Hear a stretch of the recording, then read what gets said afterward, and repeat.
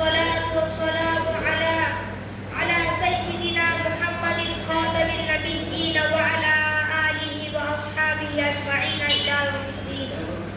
أما بعد فقد قال الله تعالى في القرآن المجيد: ولله على الناس حج البيت من استطاع إليه سبيلا. صدق الله العظيم. محترم سامعین، میں نے جو آیت ابھی تلاوت کی ہے اس کا ترجمہ یہ ہے: اور اللہ کے لیے ان لوگوں پر خانہ کعبہ کا حج کرنا فرض ہے جو حج کرنے کی استطاعت رکھتے ہو. حضرات، یہ ایک ناقابل انکار حقیقت ہے کہ خانہ کعبہ ایک ایسا گھر ہے جو تمام گھروں سے افضل ہے. یہی وہ گھر ہے کہ دنیا کے گوشے گوشے اور چپے چپے سے اللہ کے بندے آتے ہیں. اے اللہ ہم حاضر ہیں، اے اللہ ہم حاضر ہیں. لبیک اللہم لبیک کہتے ہوئے حاضر ہونا اپنے لیے سعادت سمجھتے ہیں.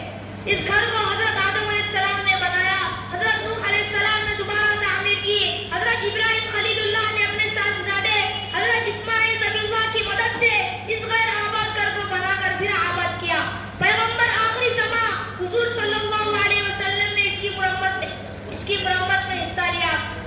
آج بھی وہ گھر اتنا معزز ہے کہ لاکھوں مقدس لوگ اس مقدس گھر کا طواف کرتے ہیں، پھر بھی ان کی ساری نہیں ہوتی. حج کیا ہے؟ مخصوص وقت میں عرفات میں قیام کرنا، بیت اللہ کا طواف کرنا وغیرہ وغیرہ. لیکن حج ان حرکتوں کا نام نہیں ہے. حج نام ہے کہ اس جذبے پر عمل کر کے جیسے خود سپردگی کے لفظ سے تعبیر کیا جاتا ہے، بندہ اپنی جان و مال، اپنی خواہش، اپنی حرکتیں خود ہی پروردگار عالم کو سپرد کر دے، اسی کا نام حج ہے.